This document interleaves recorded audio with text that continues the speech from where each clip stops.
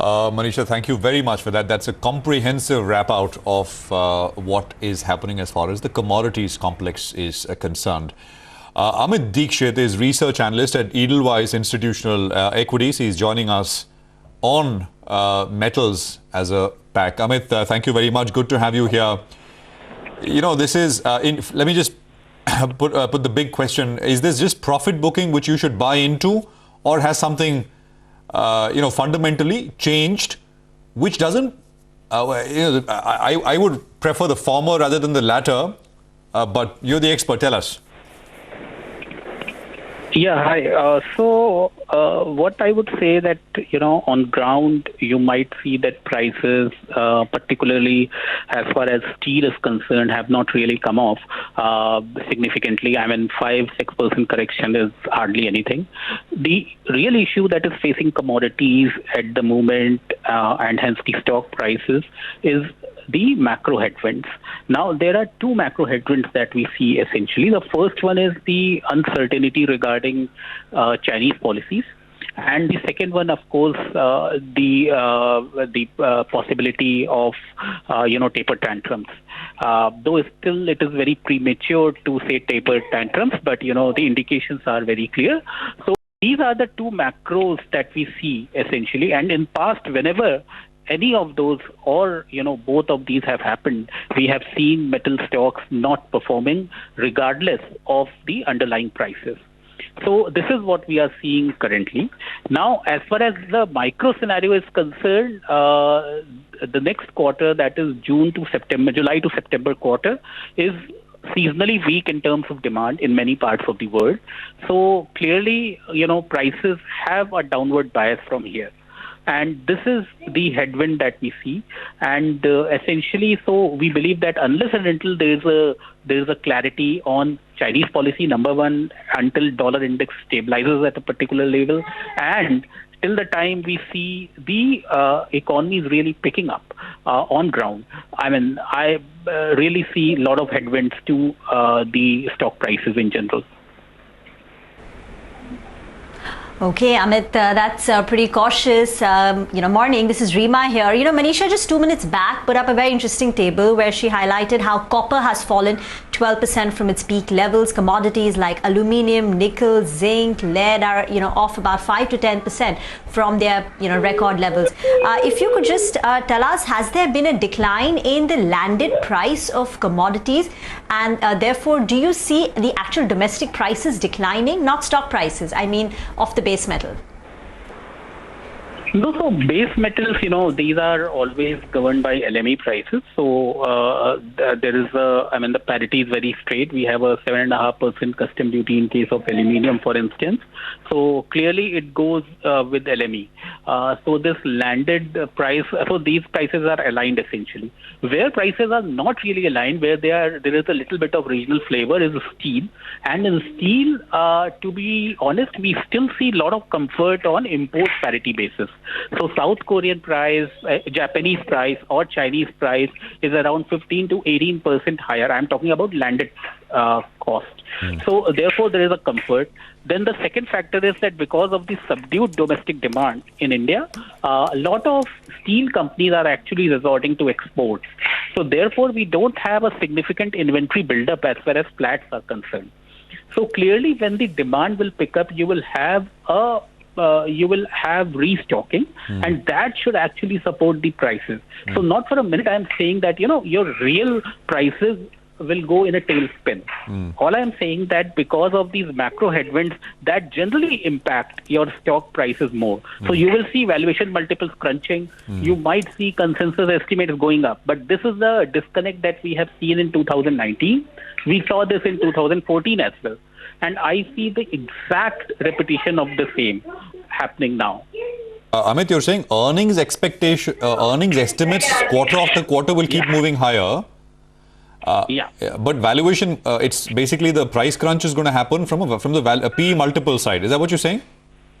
EV EBITDA side or EV. PE multiple side, I mean, whatever way you put it. Yeah. So what I'm saying that, for example, let us pick up Tata Steel. Now, if you look at Tata Steel, the consensus estimates or any other stock, I mean, consensus estimates, I think are still far low.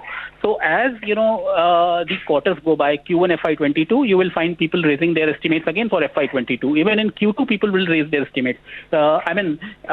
Please be cognizant of the fact that we are in a new normal as far as steel is concerned in particular, where China is not likely to export much. So therefore, regional market balance would remain far more benign than it was in the past. So clearly, I'm not saying even for a minute that prices will fall to $500. All I'm saying that even if prices don't increase or if they remain range bound, then couple it with macro headwinds and, the stock performance would be quite constrained. So this is, in a way, this is linked to interest rates, right? And what it can do to valuations. That's a large macro variable. But if that were not to play out, I mean, if this is, and this has happened in the past, right? I mean, the Fed during important junctures says something, the market takes it one way and then realizes a few days later, and then the past trend resumes. So what happens then? Will your advice change in that sense, or the outlook change that stocks can fall based on valuations crunching a little bit? Yeah, so if we see a little bit respite in these headwinds, if we see some, I would say definitiveness in Chinese commentary, the real issue here is that, the uncertainty. Essentially, if, let us say Chinese authorities come and say that this is the minimum level of price that we would be comfortable with, then everybody puts it in the model and, life moves on. The uncertainty is really a killer. And if you look at Chinese prices, I'll just spend 1 minute on it. If you look at Chinese steel prices, for example, even after all this, even after falling 20% from the top, they are still well at the 98th percentile of past 10 years. If you look at Chinese profitability, despite falling off from the peak, it is still at 83rd percentile. So clearly, we are seeing a very high profit level, and that authorities would take cognizance of. So clearly, this uncertainty is something that will hang on with the sector for a while. And ever since this uncertainty started, of course, dollar index and all is a very recent thing. Ever since this uncertainty started, these steel stocks were quite range bound. Dollar index, of course, impacts base metals more than steel. And I take a point that if, let us say dollar index stabilizes at 93 or something, then you will find that, these stocks will find their bottom and will start going up again, definitely, because then earnings will take over. But as far as, ferrous is concerned, we are clearly on a little bit more sticky wicket at the moment. Especially steel, Amit, since you were one of the early... You were thumping the table in terms of how one should buy steel stocks, and that call worked out great.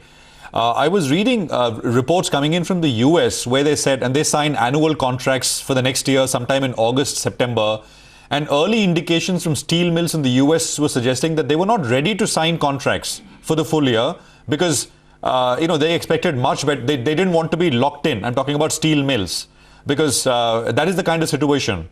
Inventory levels are extremely, continue to be very, very low.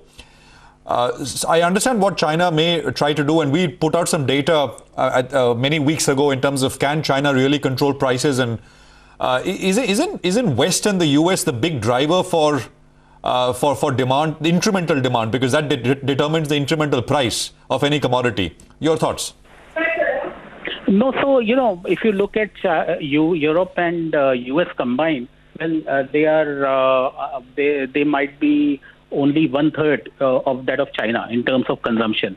And in Europe and US, you're absolutely right that the lead times are quite stretched, and therefore the companies over there will enjoy a level of higher prices. But what we are seeing in both the geographies, there is an element of buyer reluctance that is creeping in. See, at the end of the day, high steel prices impact the downstream sectors quite a bit.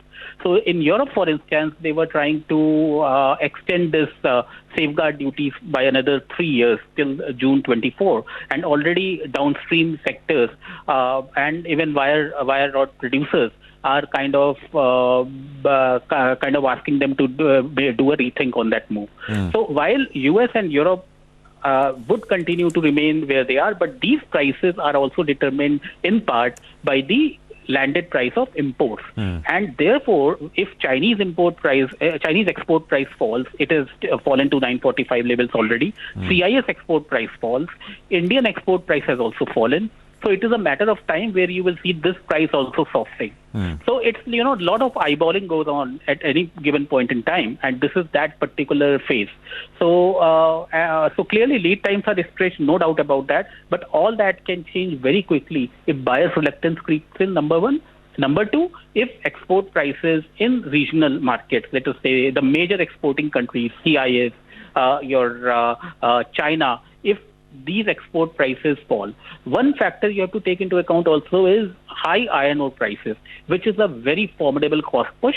Now there we see little bit of comfort because at present we don't really see Vale ramping up production as it was expected to do. So iron ore prices might remain high, and that would put a cost push on the steel.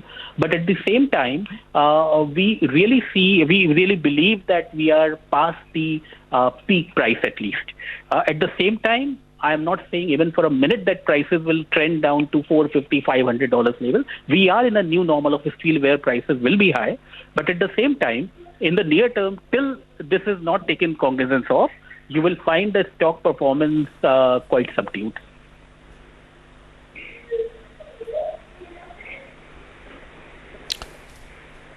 All right, Amit, thanks very much.